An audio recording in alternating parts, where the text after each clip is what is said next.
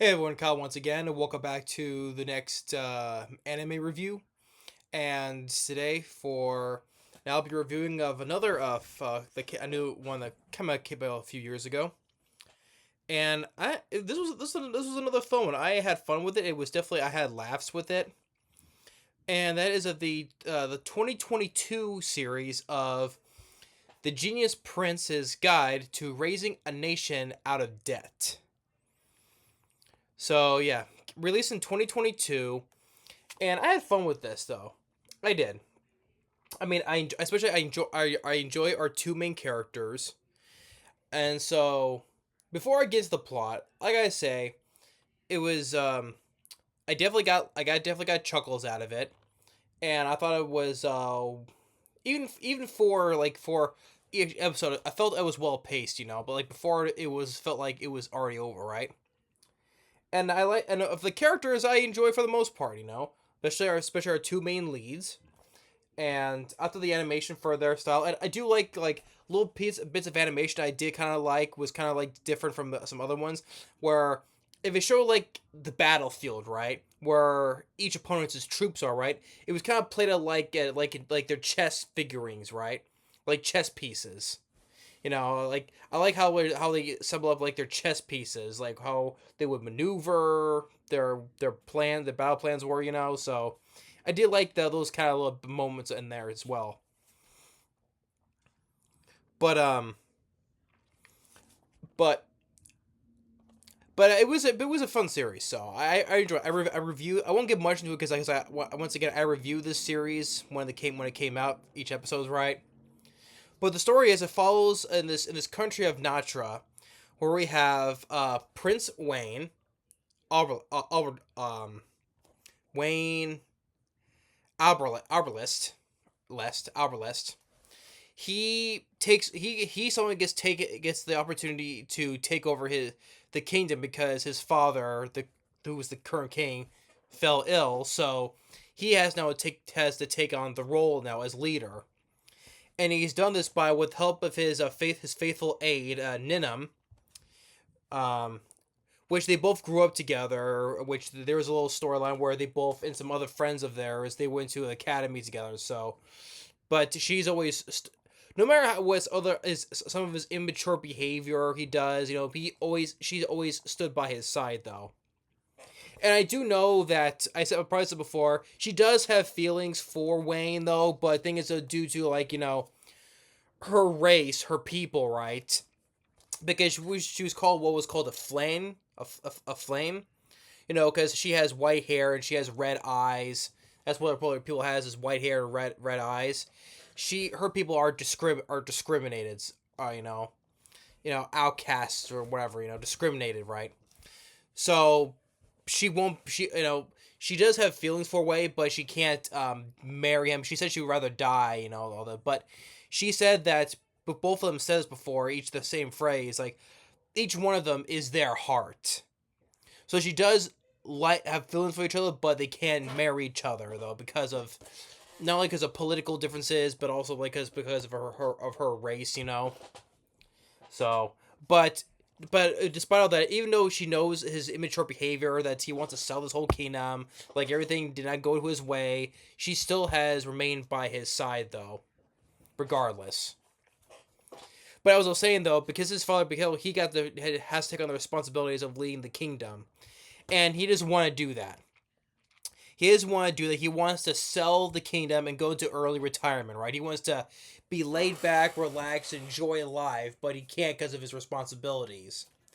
And what makes it funny about the series is that he thing is though, the Genius Prince, he really is a genius. It does hold up to that name because he is extremely smart. He knows whether the layouts of the battlefield, the strategies to lay out, and devising plans, and fooling his enemies, right? And he is very clever, and he's a good strategist. So he is a genius, right? But because of his because of his geniusness, which is why because back at the academy, like one of his friends at AIDS has looking up his records and wherever it's his name, it's been redacted, blacked out, right? So, so there's a lot more to it to him of being a genius. So, but whenever he tries to make a plan, like the first part is like guarding this mine, protecting this mine, right? From this other country was in Martin, and whatever the cost, whatever how it turns out though, he ends up winning, and also not only his followers, his servants or his soldiers, they praise him. So it's like he tries to do a plan, try to makes things go wrong, but ends up going right for him, and earns him more praise. So that's what it means. That he's so good though. He tries to not make it go his way, but he ends up winning no matter what. So like his generals, his soldiers, his servants, all his other aides, they end up praising him because he is such a great leader. And also one thing that kind of is sensitive to him because like during like towards the end of this battle, this first battle he has, there's this one general on the other side, saying, "Hey, get rid of that Mard, that hideous or that disgusting flame, henceforth, meaning towards Ninum, and that pisses him off because he makes fun of her, but not only because of Flame, but the whole race though. He instantly just cuts the guy's head off instantly. So you do get a little bit of blood in this as well. Like there's a couple of decapitations in this. So there's a little bit of violence. That's not just being a comedy though, but anything against Flames, he will kill you. Especially when it comes towards Ninum. Say anything bad about her and her race and her, you're dead.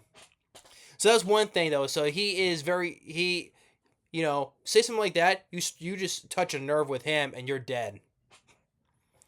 So he just cuts that general's head off instantly. And then more towards it goes to this is also handled with this prince that's from this other kingdom, wants to marry this other princess, which is also one of his friends that they grew up together. Princess, let's see here, yeah, Lolmina Earthwold. She's a princess, but she's the fourth heiress because she has three older brothers, and she's trying to basically trying to start a war between some other people. That's one thing that people can get a little bit confused about because there's so much political talk about this, like the names of different countries and the rules with the other armies and their. So it can be a little bit confusing because there's so much political talk. So I'm sure people can turn some people because there's so much talking about politics and stuff like that though. So that can be a little bit confusing. But she went to the same academy with Ninum and Wayne, and she wants to try to start something like an uprising, and she wants Wayne to go along with her plan. And there's also one with this prince from this other kingdom, and one thing leads to another. The guy ends up getting drunk and challenges Wayne to a wooden sword fight, right? Wayne tries to lose on purpose, but he ends up winning. But also, the guy ends up tripping over his own feet, and he has a sense of out the window, and he falls off because he was drunk, and he dies. And as for other characters, Wayne has a little sister, and who she's also she's we see her study, and but she's also smart as well though, especially when towards they go to the place in Martin too, right? And she's listening to these other people have their ideas, and she has people listen, and she also looks up to her brother as well because he is a good brother to her, um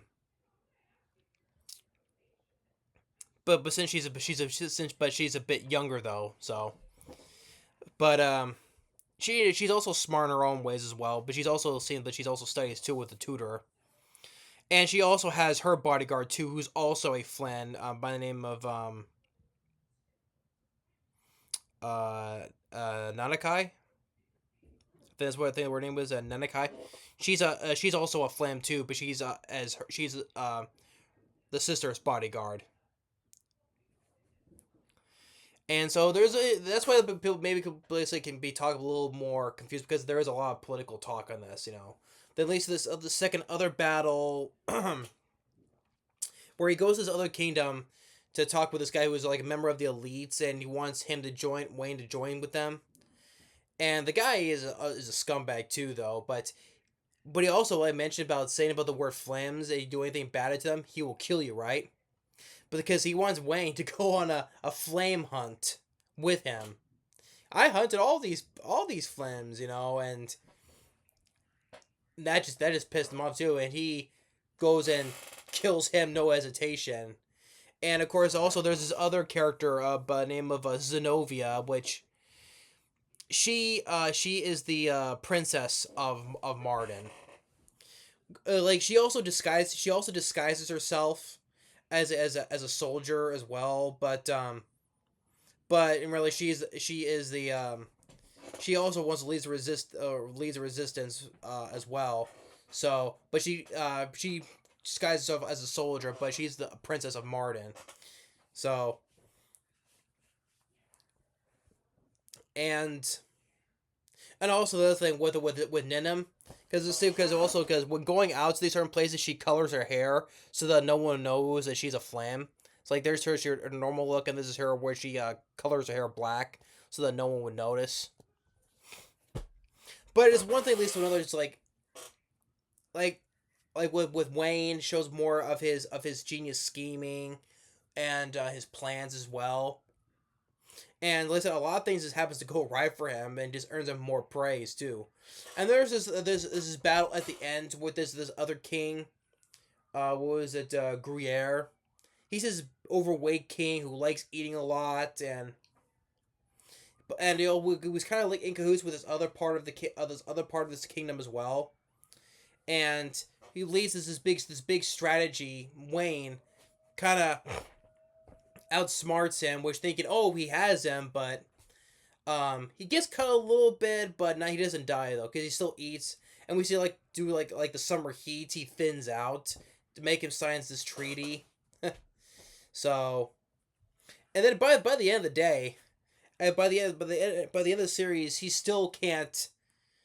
He still has more responsibilities to take on, and even Ninim's like, yeah, he knows that he's like, hey, you got more paperwork to do. You get it's time for you to go to work, you know, etc. Right?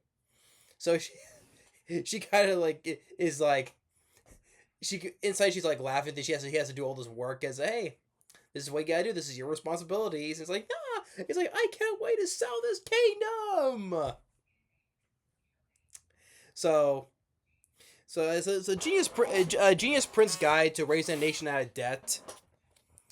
It was difficult. It was a fun little series. There is no season two, sad to say though, but I would not mind it myself though, but because I wanted to see more of like how much more he would try to worm his way out of his responsibilities though, but I do enjoy the characters, especially the two leads here, Wayne and Ninim. They were fun characters, and I did like their chemistry that these two have though, despite like I said, despite some of his immaturity of being laid back on his responsibilities, Ninim still remains by his side no matter what though. So and I thought the dub, both the Japanese was good and the English dub was good as well. Was good too.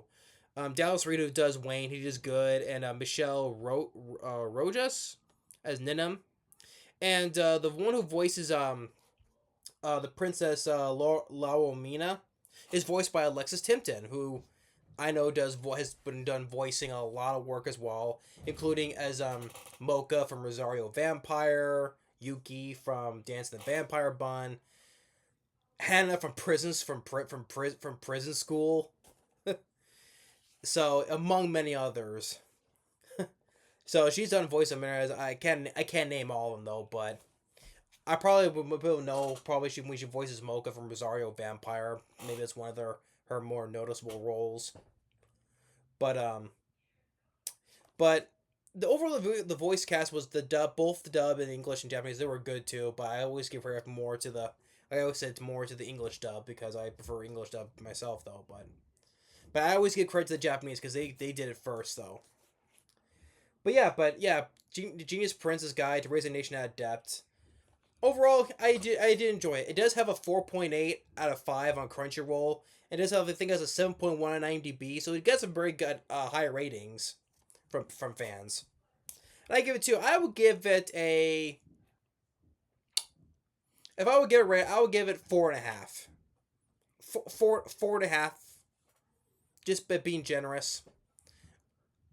So yeah, I'm just being generous because it's not near perfect. Because I think I take away a half a star for giving near perfect because I think why, because I think people will find it a bit more boring because there is a lot of, like I said, there's a lot of political talk discussing about the cities and the countries and like their situations is their rules and all that stuff. So I think that's what people find a little bit just a bit boring on that, a little bit nitpicking on. So, but but overall I did enjoy it though.